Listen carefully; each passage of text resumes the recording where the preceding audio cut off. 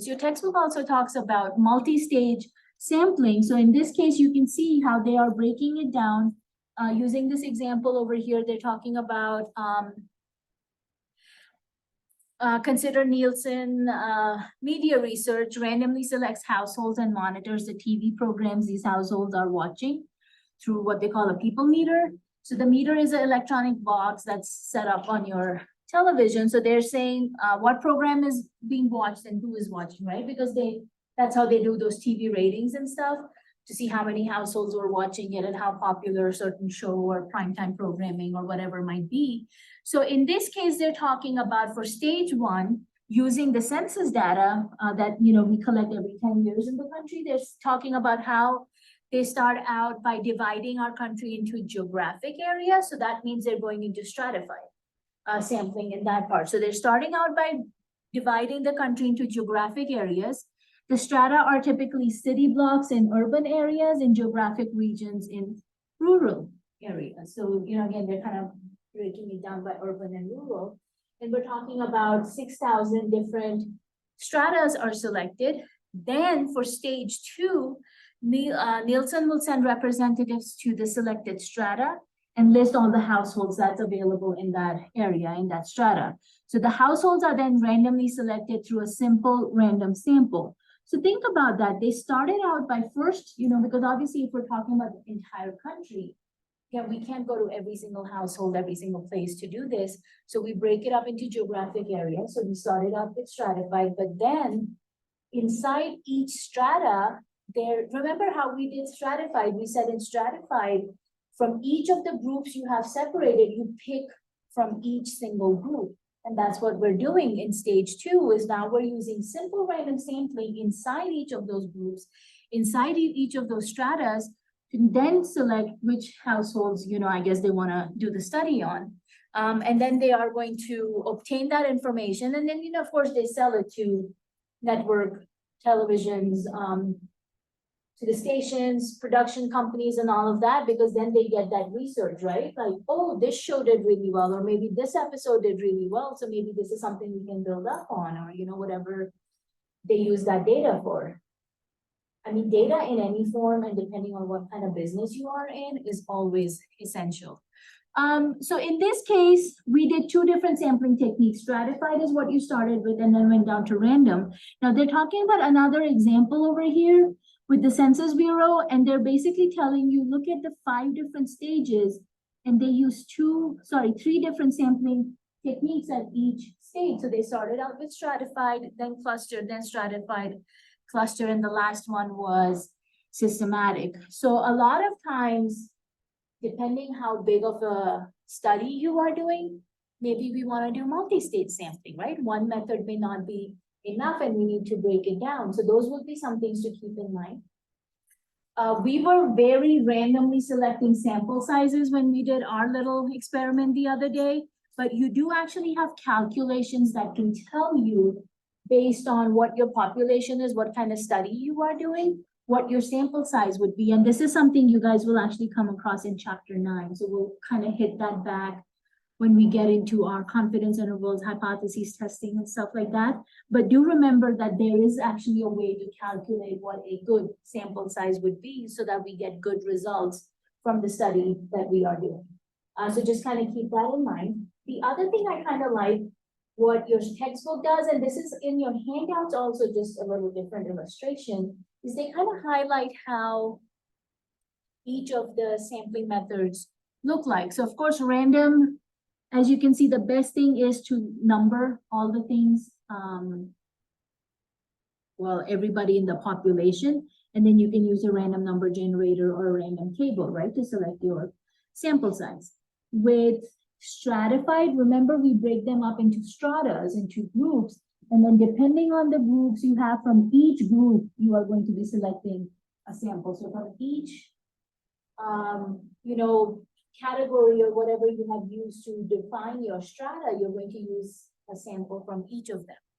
Systematic was, remember, you put everybody basically like in a line, and then you go and select every 5th or every 3rd or every 7th, whatever it would be. In this case, looks like they're going with every third person, and 2 was their starting number. So then they did 2 and then every third person after that. So that would be stratified. And there is that k-value calculation we talked about where you take your population size and divide it by your sample size, and that tells you what that k-value should be. So should it be the every third person or every seventh person or whatever. Last one is cluster. So cluster kind of works somewhat like stratified because you are breaking them into groups, but the strata here is different. So you can do this by area codes, if you were doing it in a, do we have large enough cities in Colorado that they have different area codes? We do? Okay. So you can then definitely do something like that here, right? Divide everybody by area codes. But the difference is between stratified and cluster. Stratified, we would take a member or at least 2 from each group, right? In cluster, you pick clusters, which means if I pick this cluster, everybody from this cluster goes into my sample. If I pick this cluster, everybody from that group, from that cluster goes into my sample. Whereas in stratified, if I have 10 groups, we pick samples from each group. So you will see in cluster sampling, the second, third, fourth, and sixth got left out, right? Nobody from that got selected. So that's how cluster would work. And then remember, convenience was, as the name suggests, whatever is the easiest way. And we've talked about that when we did the coffee example, where you guys were like, ask my friends or family, put it on Facebook, go stand outside the coffee shop. All of those would be examples of convenience. Okay, so the last part I wanted to talk about in chapter 1 is bias. How does bias show up in our sampling methods? So bias can be basically where if the results of your sample do not represent your population, we're basically saying your sample has a bias. Now, your bias could be sampling bias, which would basically mean that the technique we use to get the sample tends to favor one part of your population more than the other. One of the students from my online class actually just emailed me yesterday. He's doing the same thing we guys did with M&Ms, but these people have to turn in their assignments to me since it's an online class and I'm not there with them. So he's using coins instead of candy. So, of course, you've got dimes, nickels, pennies, quarters. That's it, right? 4. But you can use dollar coins to add to that. And so he was like, in my convenience sampling, can I just pick 10 quarters and call that my sample? And I was like, well, not really, because you do have 3 other categories of coins that you've kind of left out. Convenience doesn't mean I like you and I'm going to choose you, which can happen.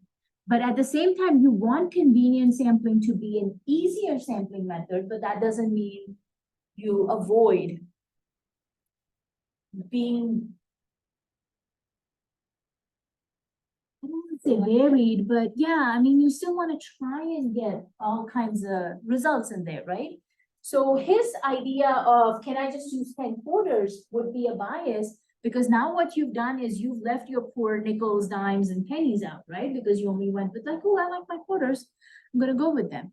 So that's kind of what we're talking about with the sampling bias, where we're saying, only one part of your population gets favored and the other doesn't, which if we go back to that Nielsen example, if they only did the urban areas in their study and left the rural areas out, right? Then you're not representing your population, because TV is watched pretty much everywhere and anywhere that you can get. Even if you don't have cable, you can still get airwave frequency, right? And catch something that you could get. So that would be sampling bias if you're leaving a certain part of the population out. You will see there's 2 other categories, non-response bias and response bias.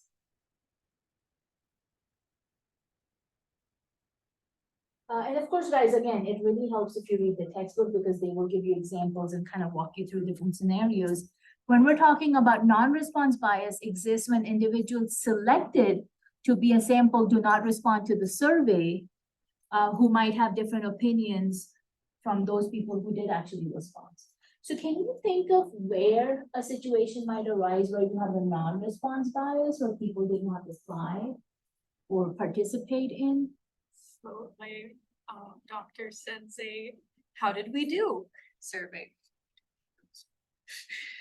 I'll talk to you about that. I was just saying the same thing. I got him sitting in my email right. I usually just. Yeah. So. Yeah, my mom went through cancer treatment, so she had to go to a lot of different hospitals. Depending on what kind of treatment she was getting or who the doctor was, because they'll refer you to this person, that person, and you end up in different hospital systems. So we used to get so many surveys from all the different doctors' offices, hospitals, clinics. How did we do? How did we do? And I wanted to be a good citizen and put my opinion in, like, okay, you guys did really well, you took good care of her, she got great surveys, okay, you guys kind of hurt her and didn't do a great job. But after like the first 2 or 3, I was like, man, this is tiring, I'm sorry. So they went in trash, or if it's an email, it gets deleted. So that is a great example of non-response bias. But think about it, I know we're not so much in the telemarketing age as maybe 30, 40 years ago. I know growing up, that was a big thing. Even in India, we had a lot of telemarketing, or they just show up at your door with surveys. This was when you did look at people suspiciously if they showed up at your door. So a lot of times my mom would be like, I'm not interested, she's probably cooking or something and she doesn't want to be bothered. So a lot of times she would send them away. Telemarketers, I know we all hated that. And even now on our cell phone, sometimes people are trying to reach us, those would be examples of non-response bias. Even if let's say I asked you guys to do a study and you just stood outside the lobby, you're like, hey, would you like to answer a few questions? And someone would say, oh, I'm late for my class, I don't have time, and they'd walk away, right? So that would be a non-response bias, because maybe you said I wanted to do 20 students, but you didn't really get all 20 of them to participate, right? So non-response bias would be another one. And then you can see response bias is another one that can exist when answers on a survey do not reflect the true feelings of the respondent. Give me an example of where you think that might happen, where the person isn't actually sharing their true opinion. Like when there's a reward. Say that Like again? when there's like a reward for it, like they kind of give you something for it. Okay. Like some people just do it, just. What they think should be the answer? Or just whatever it is, just for get whatever the rewards there. Okay, so you just kind of want to get through it as quickly as they can. Okay? What were you gonna say? Bandwagon responses, whatever your friend is. Yeah, I never thought about it that way, but yeah, very true. Where else?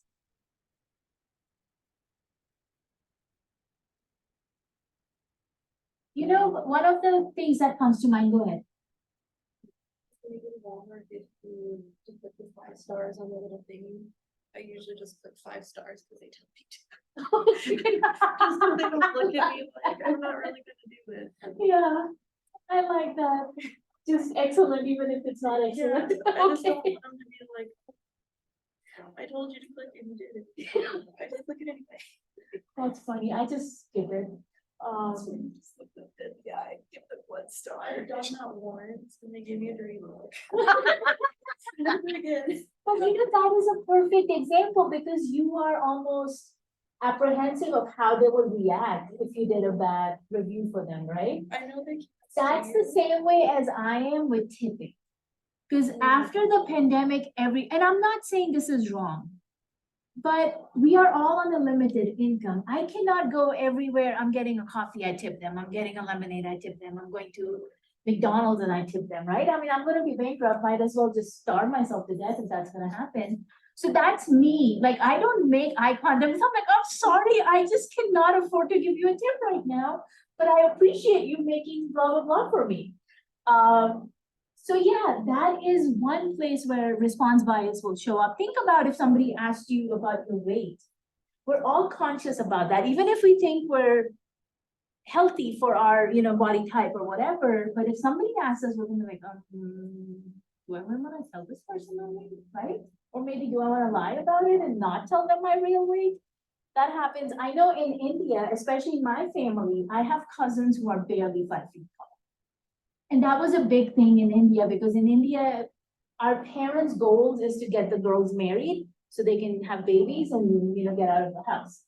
I mean, I grew up in that kind of a household, so, to find a good husband, you have to be decently tall. Not 5'7", 5'8", but maybe 5'3", 5'4". So my cousins who were 5 feet tall or even shorter than that loved wearing obviously heels, right? Because then it makes you feel taller. And they would lie about their height because they're like, well, I'm wearing heels, so I'm 5'2". So that's my height. No, you're not. Without the heels, you're like 4'9" or 4'11", whatever they were. So we lie about those kind of things, right? So response bias. But there's another scenario where you can have a response bias. Think about, like, if you listen to a favorite podcast or radio shows where you may have a live call in, right? So if you are a person who listens to them regularly, then you probably agree with what they're talking about, right? If it's something sports related, if it's politics related, or whatever your hobby might be and it's related to that, that would also be an example of response bias, because if you're calling into that radio station and you listen to them regularly, then your opinions probably match theirs. More than likely, if you have an opposing opinion, you're probably not going to call, maybe because you don't want to get into an argument with the host or whatever the situation would be. So that would be, again, if you're already in favor of that opinion and you're calling in to share the same opinion, it's one way leaning, right? That argument is only going one way. So that would be also an idea of response bias. Were you going to say something? Okay. And again, guys, you can see there are a bunch of different examples that are listed over here. So I would again ask you guys to read through this, because they're talking about, an error in an interview where maybe you just asked the wrong question and that led to a wrong response, right? We're talking about misrepresented answers, or maybe even the wording of the question where the way it's worded. And look at some of the examples they have here. Do you oppose the reduction of estate taxes? Obviously a simple yes or no question. So in this case, we are specifically talking about reducing, right? And then we're talking about, do you oppose it? So you're already putting a negative connotation in that question, whereas it could be written as, do you favor or oppose the reduction of estate taxes? Because that way it gives you both options, right? Are you in favor or do you oppose it? So that way your answer can then be, well, what side am I on? But if you just do you oppose the reduction, you already put that kind of that thought of we're only leaning one way instead of giving you the option of either or. You can be in favor or you can be opposed to it. There's a couple other examples that they're talking about here. So those would be some of the response biases that we would be concerned about. This one talks about the order of questions or words. So sometimes if you're doing an interview or you're doing a survey, even in what order you put the questions can create a bias in the survey taker's mind. So do I need to put,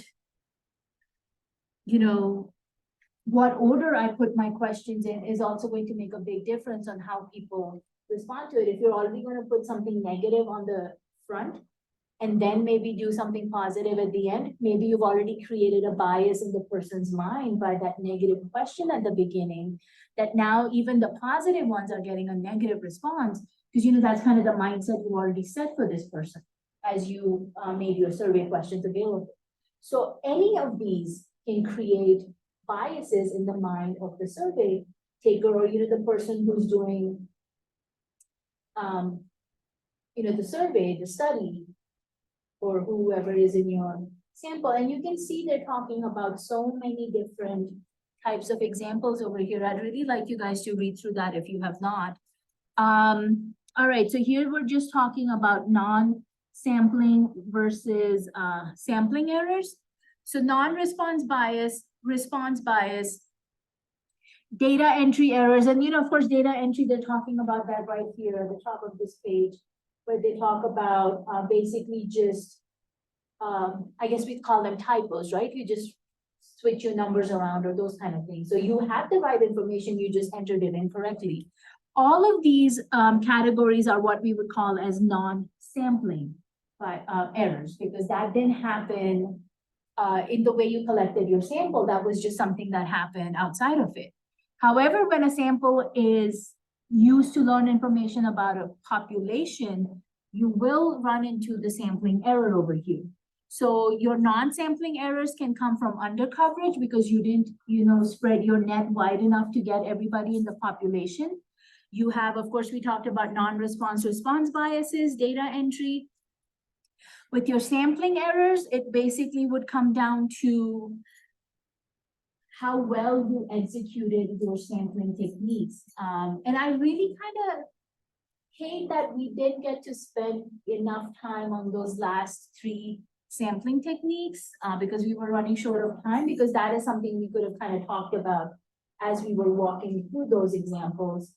But I think if you look through some of these examples, you get a pretty good idea of how these work out. So what I'd like to do is, I have a handout in D2L. If you guys can go in D2L under chapter 1 reading assignment.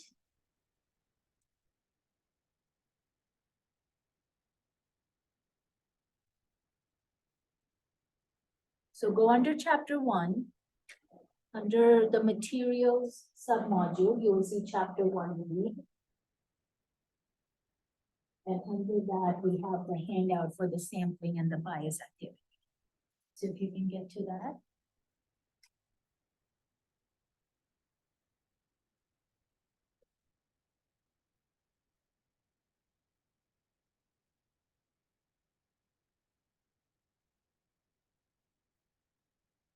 You just have a brief definition for each of the sampling techniques. So again, if you just want to refresh your memory, you can do that. But then I have questions for you that we need to look at. So this would be, what type of sampling method is being used?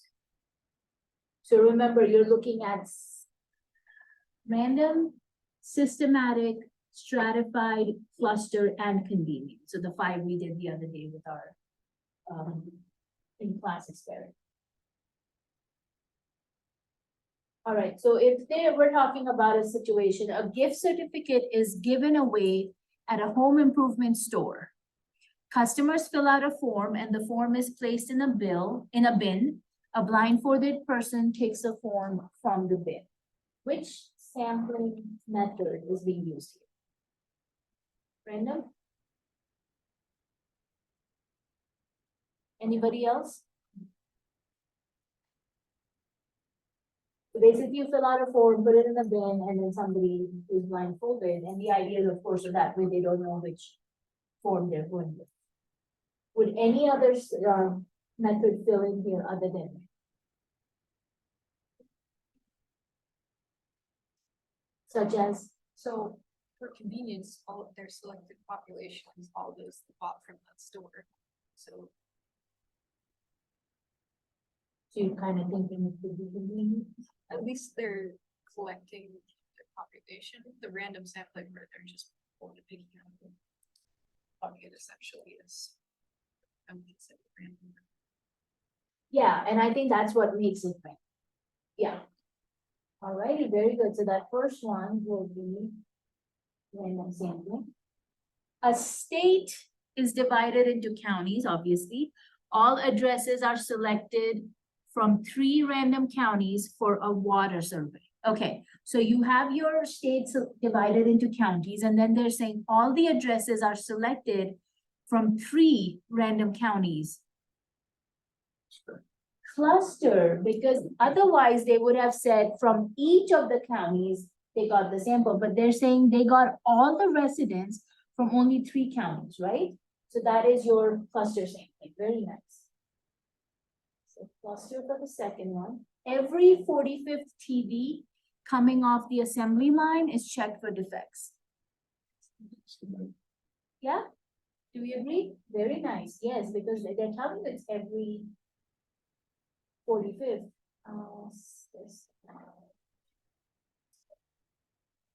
All right, number 4.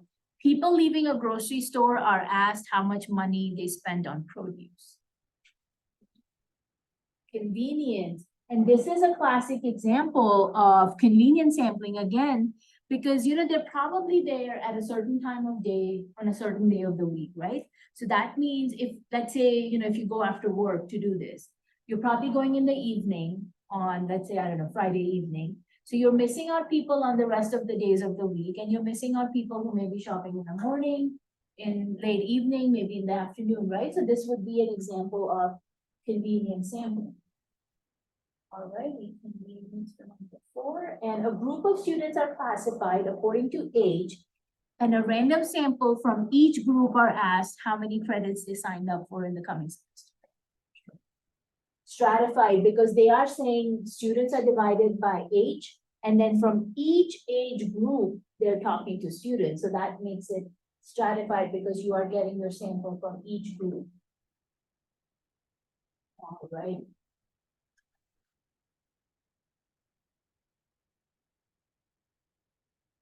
So let's talk about biases.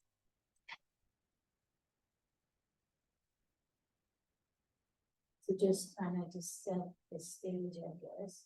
We're saying people, businesses, advertising firms may misuse statistics to their own advantage, and this is nothing new. I mean, if you just go on Google and search for misuse of statistics, you'll see tons of examples that show up. Statements should be carefully examined before accepting them. So ask yourself, was the sample unbiased and large enough? That's the biggest thing. If your sample is not large enough, you cannot conclude that the entire population you are studying, we can apply the results from the sample to the population. So that size of your sample makes a big difference. And that's kind of what I was talking about when we look at that in chapters 9, 9.1, 9.2. Can this statement be interpreted in more than one way? Vague words include average, largest, best. Bias can occur because of the way a question is worded, and we definitely saw an example for that. Now, why would the word average be vague? And we'll talk about this in chapter 3, but I just want to see if you guys are aware of when we talk about averages, what we're talking about. I think it's the average, as in, is it 1 to 10 or is it 1 to 100? Okay, so you're kind of leaning more on then how big your data was, right?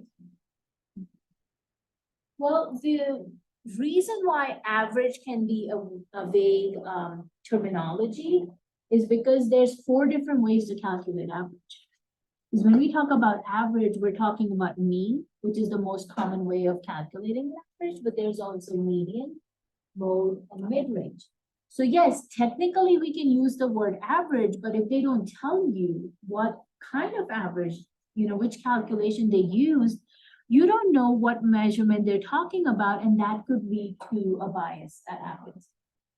They're talking about in a golf ball advertisement, spring ball and another ball were hit in the same way. Spring ball travels much farther than the other one.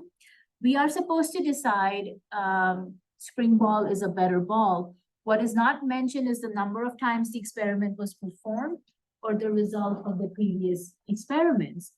So they're talking about, in this case, what could lead to a bias. There can be wind speed, wind direction. No 2 swings are going to be identical. The ball could have landed on rough or smooth surfaces. So none of that detail is being shared with us, right?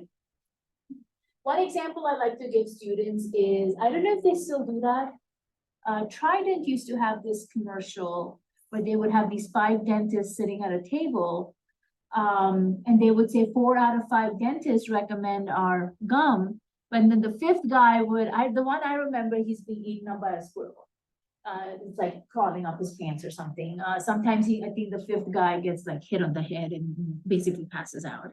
So that was like their whole thing. Like the 5th guy was busy with something else, and that's why he didn't recommend, but the other 4 were fine and they recommended. And I love that commercial because it's a classic example of what they're talking about. They didn't say how many times they performed the experiment. You know, they could have gone to 5 dentists and only 2 out of them said, yeah, your gum is okay, we recommend it. But they only got 2 out of 5 people to say yes. So then they were like, okay, this sample did not work out, so I'm going to move to another set of sample. I'm going to find another 5 group of dentists, and I'm going to ask them till they got a group of 5 where 4 out of the 5 said yes, so that they could make this claim. So basically think about how many failed attempts they had before they got to the one where they're like, oh, 80% or 4 out of 5 said yes. That's what we're talking about here when we're talking about, think about a statement and be careful about what is being told. So in this case, we're also talking about sometimes the information from a research study can be taken out of context. So we don't really know the whole background. We just have this one statement. So in this case, we're asking you to explain why do you think something is suspicious or suspect, or where the bias might be. So here we're talking about the average salary of the graduates of the class of 1980 is 32,500. So where do we see something suspicious or something that can lead to a bias? There you go. That's exactly what you want to think about, is what kind of average are we talking about here? You know, one of my colleagues back in Kentucky loved giving this example of Michael Jordan, the basketball player for Chicago Bulls. So as you can imagine, he's obviously a world famous athlete. I mean, we knew about him in India as he was, playing. You can imagine his salary was in millions, right? But when you look at his graduating class, they were probably more in that range of the average that they're talking about here. But when they did the average for the entire class, because Michael Jordan's salary was in millions, it raised the whole average for the class into 6 figures. Because though everybody may be in that 30, 40, 50,000 range, him being in such higher millions, you're pulling all those numbers higher, right? Because he was the outlier. He was the one with this big, huge salary that the whole class average became a higher number, which was a bias at that point, because he should have been left out if we're talking about a class average, because he was obviously not the norm, not what everybody else was making. And then they should have taken the average of the rest of them and then come up and said, hey, this is actually what represents it.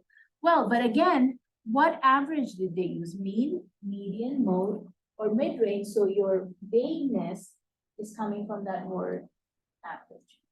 Okay, all right. It is estimated that in a city, there are 27,256 cats. City. Okay, what city? What else? How do you even find out how many cats there are in a city? I mean, I'm sure there's a study that can be done. Even let's say we wanted to do it for Fort Lupton, I'm sure we could go and find some resources. Microchip system you can do, but even then you can't account for strays and everything. Yeah, yeah.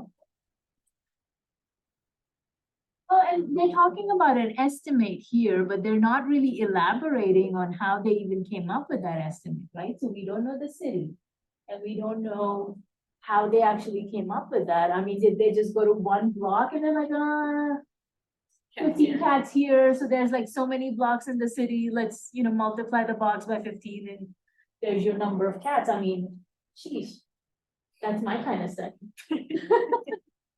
All right, so that was number 2. All right, only 3% of men surveyed read Cosmopolitan magazine. Now, if you don't know, Cosmopolitan is a women's magazine, right? I mean, it's all about makeup tips, and I don't know, my roommate in college used to get that, and that's been several years, but I know makeup was a big part of that.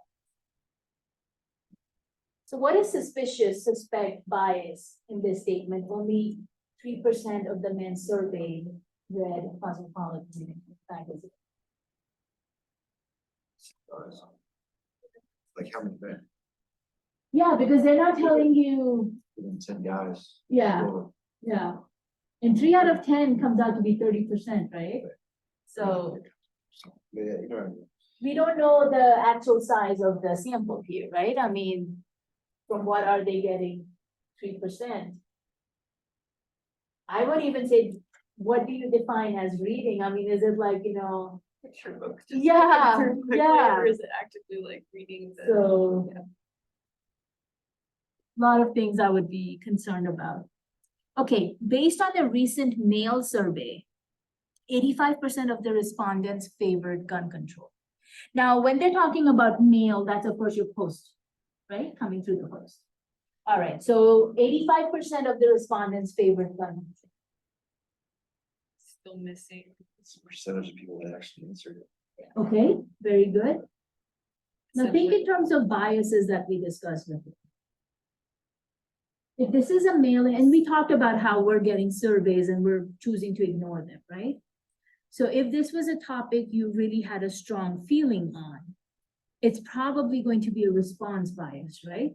Because you're gonna probably have people who are either really in favor or really opposed, right? They have strong opinions.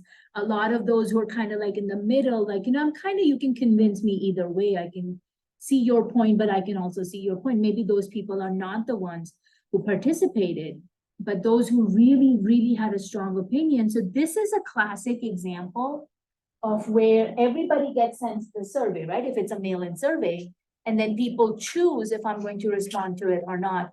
I know the Arbor Day Foundation keeps sending me surveys, and I love supporting, our planet and all those kind of things, but honestly, if I'm not doing surveys for my mom's health, I'm definitely not doing an Arbor Day survey, right? So this would be a response bias example, because only those people who have strong opinions on gun control are going to respond to this. So again, be very suspicious of something like that, because this was a mail-in survey. A recent study showed that high school dropouts, I love this one. A recent study showed that high school dropouts drink more coffee than students who graduated. Therefore, coffee dulls the brain. Yeah, I know, I love that. Whoever came up with that, I thought was hilarious. Because in America, I choose America specifically because we didn't grow up in a culture of drinking coffee first thing in the morning. I mean, that's kind of what my roommate in college did, was literally as she got out of bed, she had to, and this was before we had the automated coffee machines that you could program and stuff. So you literally had to go turn on your coffee machine, and that was her first thing. And she still does that. She has to stop at Starbucks or, one of those coffee places before she gets into work. So we think of coffee as stimulating us, right? Like waking us up, getting us ready. You see all these t-shirts and stuff that says, don't talk to me till I've had my first cup of coffee. So it's kind of interesting that they came to this conclusion that, oh, actually the coffee is dulling your brain instead of stimulating it. So what are we seeing as something suspicious in this statement? They're saying high school dropouts, the study showed that they drink more coffee. And so they're saying because they dropped out of high school and they drink more coffee, it's dulling their brain. I would say the lack of actual, like, percentages, numbers. As long as it's saying, where was it at? It's just no data, it's just saying, yeah, they're doing less, so. Yes. Yeah, drink I more, mean, like, if that was true, I do not drink coffee, but trust me, there are days I'm not feeling Yeah, smart. there's no actual like data that's presented. So, okay, so you're talking about there should have been more information in there. But what else could we be kind of potentially suspicious about? Is it the coffee that's affecting it, or what else is affecting it? There you go, exactly. What is causing the dropout rate or, students to drop out? Is it only coffee?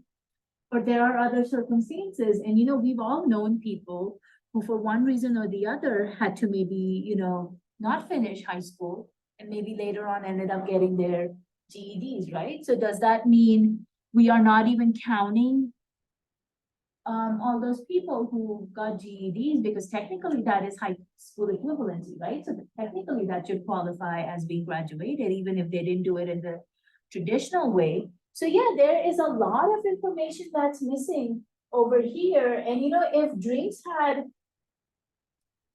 control over our brain, I mean, we would all be drinking whatever juice makes us really smart, especially the day before the exam to get us through that, right? Doesn't work. All right, so again, be suspicious.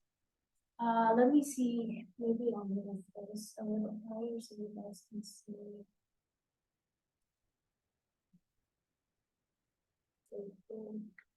Five, all right.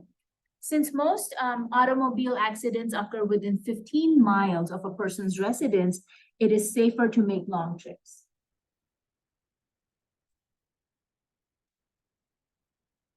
I should ask the person who made this handout if these are actually true studies that they have coded here. I would be. We've heard number 6. You Usually- have? It's usually because people are complacent in certain mileage of their home. And they think they know the area, so they drive a little bit more responsible. Unlike, say you drive somewhere for the first time, if it's nighttime, it's raining, you're gonna be driving under the speed limit, you're gonna be watching everything. That's why they say usually. But yes, I that. see your reasoning. What else could be affected this statement? You are on the road, you are to get into a wreck because you're on the road for a limited period of time. Very good. So that's the case against long trips being safe, right? I mean, not necessarily longer trips are gonna be safe. And then you can run into the whole situation of, well, are you doing interstates? Because then you're running along with traffic as semis and, all these other vehicles that could potentially lead to an accident. Again, you were talking about weather can have an effect. And the question would be, well, what exactly is causing accidents within that 15-mile radius of your residence? Like you said, is it because people are familiar with this area, so they drive like nuts? A lot of times we see people not really stop at a stop sign. They're kind of like softly just rolling and hoping nobody else is coming from the opposite direction or whatever. So, well, what are the reasons that's causing these accidents to even come to this conclusion? So again, I would say a lot of red flags in this. Of course, the whole thing about long trips being safe, I'm not convinced with that. All right, last one. In light of Mayor Smith's recent arrest on moral charges, do you feel that he is doing a good job as mayor? Give a number from 1 to 10, with 1 being a poor job and 10 being a great job. Response wise. It's because of the same morality, but is he actually doing his job? Okay, That's two different things. At least to me. very good. But then that also, is probably what you just said, but like kind of pushing an agenda with the very first bit of the sentence. Because they have already created a bias in your mind with that very first part where they said, oh, your mayor just got arrested on moral charges. What were the moral charges? And was it really related to his job as the mayor, or if it was just completely disconnected? And should that be taken into consideration when we're talking about his position? I mean, of course, we have the biggest example in front of us with Bill Clinton and his extracurricular activities, right, with his staff. So did that make him a bad president? I mean, obviously made him a bad husband, but did that really affect his presidency? And, of course, he was acquitted and he never got kicked out of office. So that would be kind of something, an example that I would use is, since they're not even telling us what these moral charges are, should we really be commenting on the person's job performance unless we know more about that? Or maybe leave that part out and just say, hey, what do you think your mayor is doing a good job or not? And those people who know, those who don't, but at least you can get a much better response than creating a bias in the question. So remember how we were talking about the way you word a question? And if you're doing a survey with multiple questions, in what order you put your questions also makes a difference. So that would be our little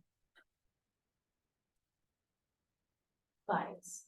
Alrighty, so what I want you guys to do is you will see on page number 3, it actually goes into questions. So you've got 15 questions, 9 of them based on the sampling methods, and 6 of them based on bias. The bias ones we can discuss, but I'm going to give you guys a minute or two to work through those first 9 and see what your sampling methods are for those 9 questions.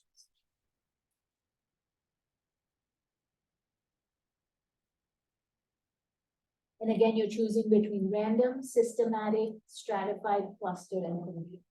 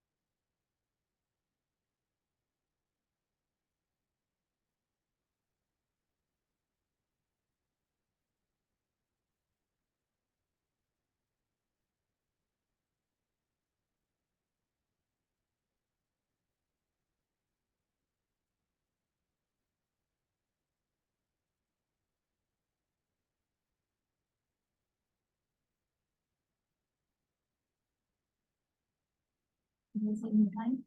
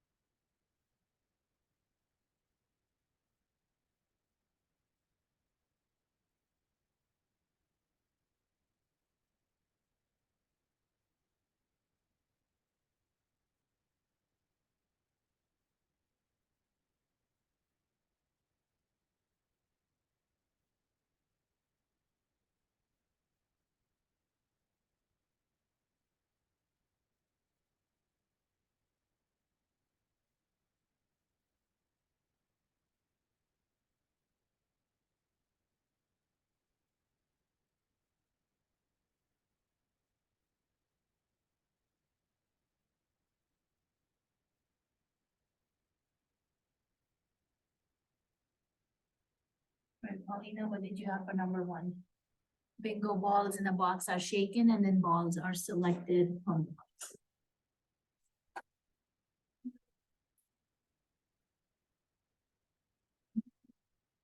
Random, very good. This is a very basic example of random sampling. Anyone who did not have random for that first one? Did everybody choose random? Maybe, yes? Okay. Had the box not been shaken, honestly, just with that little difference, it would have been convenient. But because we're shaking it, we're kind of saying every ball then has an equal chance of being selected, right? Because you're kind of shuffling it about. Alrighty, Haley. 10 stores from 5 randomly selected counties of a state, food items are checked for freshness. Cluster? They're not all being, Because you're kind of saying the state might have more than Yeah. 5 counties. But again, they don't really tell us which state it is. And because it's not necessarily that it's a state in the US, right? It could be any. So would it still be considered a cluster? 10 stores from 5 randomly selected counties.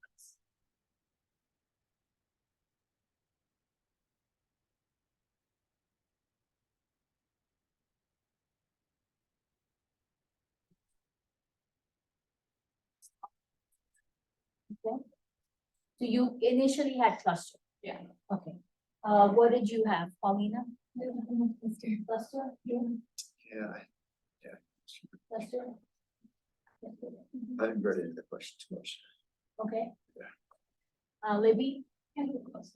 Seriously, Yeah. not one of you went with stratified? That was my Although I first, that was my first one. That's why I said I read into it too much. I changed the cluster. Okay, so you changed it to cluster. Okay.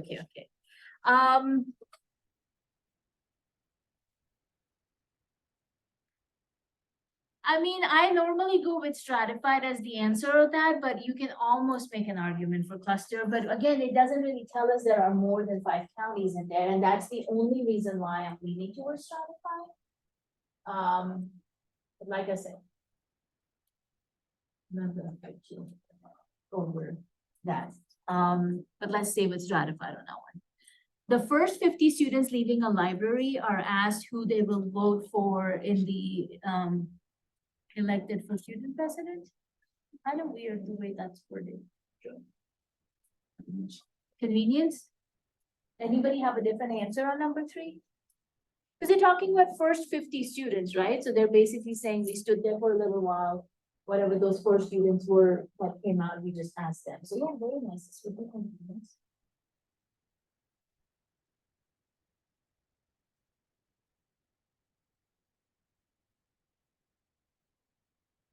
Alrighty, number 4, every 25th member will come off the drill is tested per se. Okay. Systematic, and what gives that away? Yeah, when they're telling you every 25th, very nice, so that will be systematic.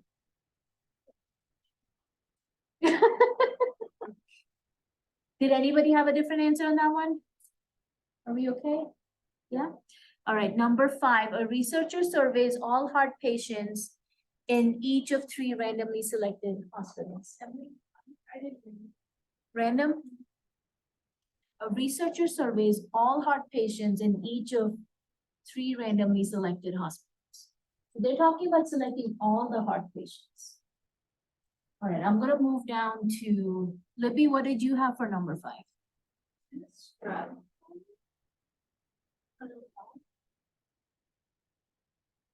Am I just gonna have to keep going until I get to the answer?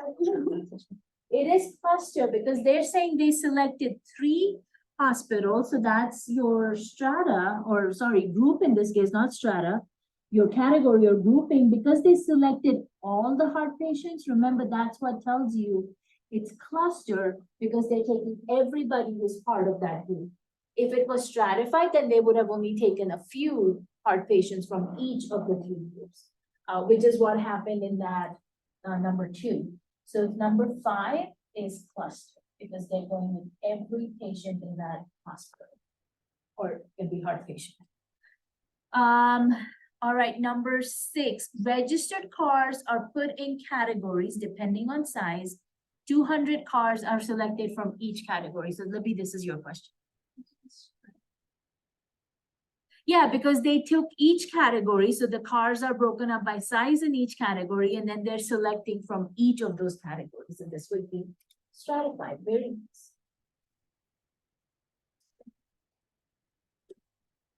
All right, perfect.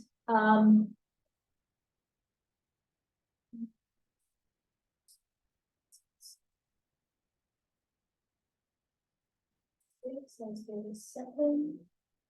A pool of jurors is made by selecting every 100th name on a list of car owners. So we're back to you, Pauline.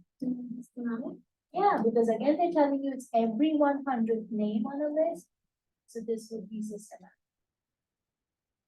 All right, perfect. A poll is conducted with residents of the 232 area code. Computers are used to randomly generate phone numbers that are then called. So a poll is conducted within a certain area code, and then they're saying they're using computers to randomly generate phone numbers that will be called. That's you. Is it random? It is random. So they're trying to confuse you by using that first line, which says it's being conducted in a certain area code to kind of make you think, oh, maybe we're grouping these, but that's actually not the main part. The main part is they're using basically a randomly generated program to break down the sample. So this would be random, perfect. And the last one is a news reporter polls people as they pass him on the street. This is convenience again, very nice.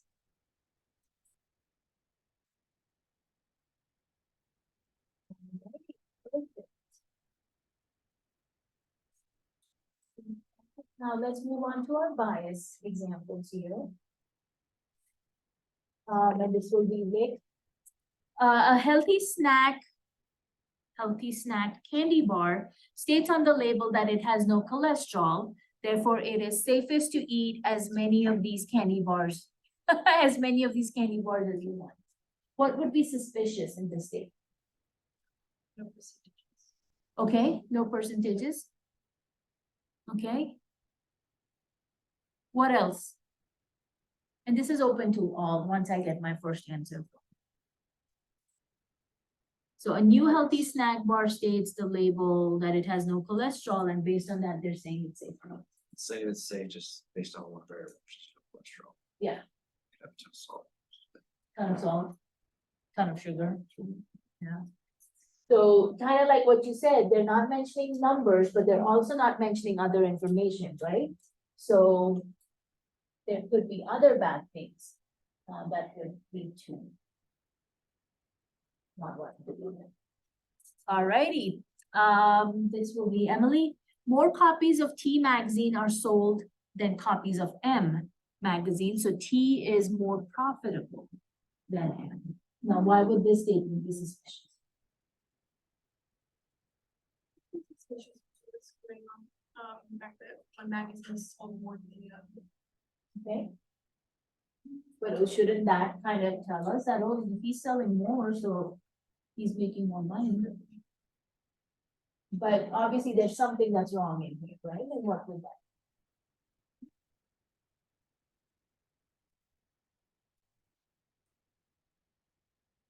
They're not sharing anything else. Yeah, you're not showing like percentages of, Sales, yeah, there we go. I think there was.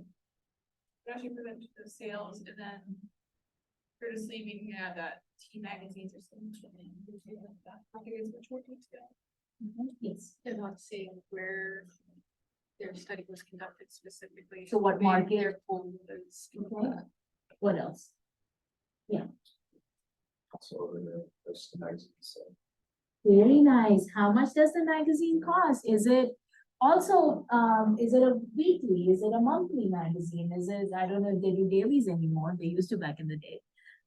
So much we don't know about both of the magazines, that we cannot decide which one can be more profitable than the other. So, all right, very good. So that brings us to Libby for number 3.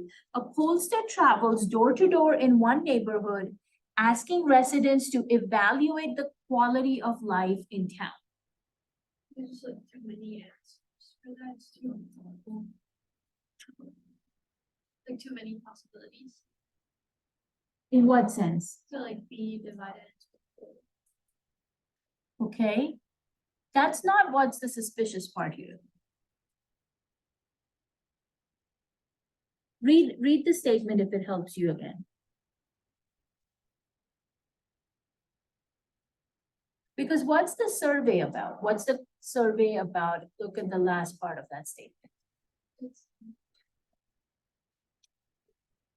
Okay, and then where does he go or she go, I guess, to conduct the survey? Oh, in one. Yeah, so it's actually very narrow, right? Because if they're only going to one neighborhood, and then what kind of neighborhood is it? Do they tell us anything about that? No. What other red flags do you guys see? They could be having people even answer the door in the first place. So non-response bias, yeah. What else? They don't use one. So a sampling bias, right? Because that means if they're talking about town, now if it was specific to that neighborhood, then yeah, makes a sense, right? But if they're talking about quality of life in town, but only going to one neighborhood, then are they going to, you know, kind of like a mixed neighborhood, or are they going to somewhere which is more, you know, posh or affluent? They're gonna get a different response there. So again, if you're talking about town, you need to be looking at everybody who lives in town, right? So a lot of red flags actually in that state. All right, so we come back to Paulina. Let's see, we did the neighborhood one. So every Friday, 10 cars of an assembly line are tested for reliability. What are the red flags here?